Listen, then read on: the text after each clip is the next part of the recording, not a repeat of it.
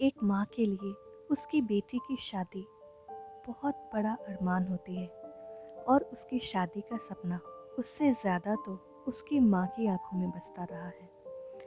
तभी तो अपनी लाडो की शादी पर दिल खोल कर खर्च किया था मालती जी ने।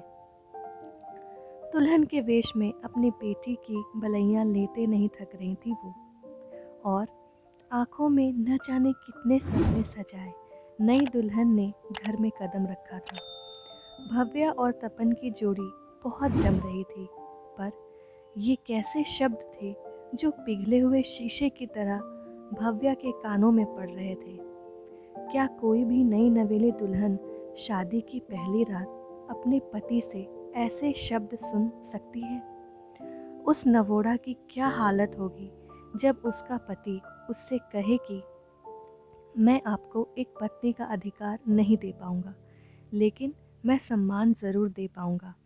आप इस घर में एक बहू की हैसियत से रहिएगा, लेकिन एक पति के प्यार की उम्मीद मुझसे मत कीजिएगा। मैं नहीं दे पाऊंगा। तपन ने अपनी शांत पर बेलौस सी आवाज़ में कहा, तो एक बारगी भाव्या की समझ में नहीं आया कि वो उसकी इस बात का क्या जवाब दे। फिर भी उसने संकोच हटाकर पूछ ही लिया, क्या मैं इसकी वजह जान सकती हूँ? मैं किसी और से प्यार करता हूँ। तो फिर आपने ये शादी क्यों की? विजातीय विवाह के लिए घर वाले तैयार नहीं थे और आप उन्हें बहुत पसंद थी। तपन के इस जवाब के ऊपर से नीचे तक लहक उठी भव्या। ये क्या बात हुई भला? एक तो उसने भी कोई तपन से खुशी खुशी शादी की थी। उसके लिए तो शादी एक पावन परिणय की तरह था। उसे बताया गया था कि लड़के को भी वो बहुत पसंद है। तो आज वो अपने नौशे से ये क्या सुन रही थी? ऊपर से तपन की ऐसी बेरुखी। भव्या की मर्जी ना तो किसी ने शादी से पहले पूछी थी और ना ही अब किसी को ये ख्याल था कि भव्या क्या चाहती है या उसके मन में क्या चल रहा है। उसे तो तपन से सिर्फ एक बार मिलवाया गया था और यही बताया गया था कि तपन और तपन के परिवार वालों को भव्या बहुत पसंद है और इसीलिए ये शादी हो रही है। वैसे भव्या भी शादी तो करना चाहती थी, लेकिन वो चाहती थी कि उसका विवाह प्यार और समर्पण की एक मिसाल बने। पर तपन तो कह रहा था कि उसने उसे ठीक से देखा ही नहीं और वो उसको कभी प्यार ही नहीं कर पाएगा। तो फिर भव्या किस प्यार और समर्पण की उम्मीद कर सकती है? बिना पति के प्रेम के वो कैसी विवाहिता हुई भला? और अगर पति का प्रेम नहीं है तो इस विवाह का क्या औचित्य है? ये सवाल भव्या के अंतर्मन से गूंज रहा था। अब तो भव्या का मन कर रहा था कि एक पल के लिए भी इस घर में ना रहे। शादी की पहली रात जब किसी पत्नी को कोई पति ऐसा कह दे तो उस पत्नी की क्या हालत होगी, इसका कोई अंदाज़ा भी नहीं लगा सकता है। माना कि भव्या एक मध्यम वर्गीय परिवार से थी और तपन अभिजात्य वर्ग का प्रतिनिधित्व करता था। क्या इससे तपन को भव्या की भावना से खेलने की इजाज़त मिल जाती है? क्या ज़्यादा अमीर ना होना अपनी ज़िंदगी को दूसरे की मर्ज़ी से जीने लायक बनाने के लिए होता है? ये तमाम सवाल थे जो उस रात भव्या के मन में उमड़ उमड़ कर रहे थे। साथ में एक बात और उसके मन में आ रही थी कि क्या माँ और बाबा को पता है कि तपन किसी और लड़की से प्यार करता है? तब भी उन्होंने मेरी शादी उससे क्यों करवा दिया? नहीं नहीं, शायद बाबा को नहीं पता होगा। इसका मतलब तपन और उसके माता पिता ने मुझे और मेरे माता पिता को धोखा दिया है। ये सारी बातें भव्या के मन में थी, लेकिन वो किससे पूछती? तपन तो उसी कमरे में बड़े से सोफे पर मुंह मोड़कर सो गया था। खैर, किसी तरह रात कटी और अगले दिन पग फेरे की रस्म थी। भव्या सुबह तड़के उठी ही थी कि सास ने ऐलान कर दिया कि आज पग फेरे की रस्म में बहू मायके नहीं जाएगी, क्योंकि अगले ही दिन रिसेप्शन है, सो उसी की तैयारी की जाएगी। ये सुनकर भव्या मन महसूस कर रह गई। वो जल्दी से जल्दी अपने माता पिता से बात करना चाहती थी। खैर, किसी तरह रिसेप्शन की अगली सुबह और जब वो अपने मायके के लिए रवाना हुई तो उसकी सास ने गाड़ी में बहुत सारा खाने पीने का सामान और घर वालों के लिए कपड़े वगैरह रखवा दिए।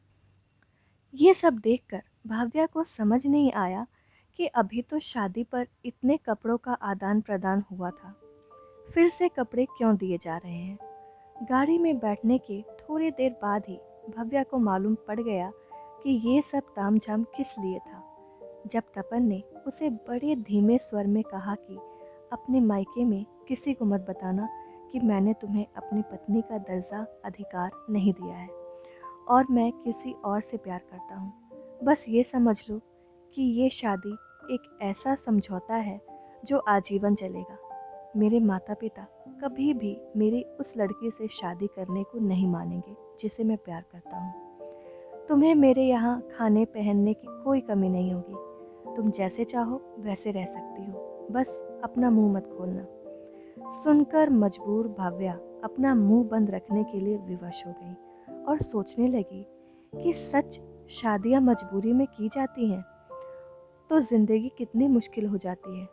जो भव्या छोटी छोटी बातों पर खुश हो जाती थी, शादी के नाम पर न जाने उसके भोले से मन में कितने सारे लड्डू और बुलबुले उठते थे।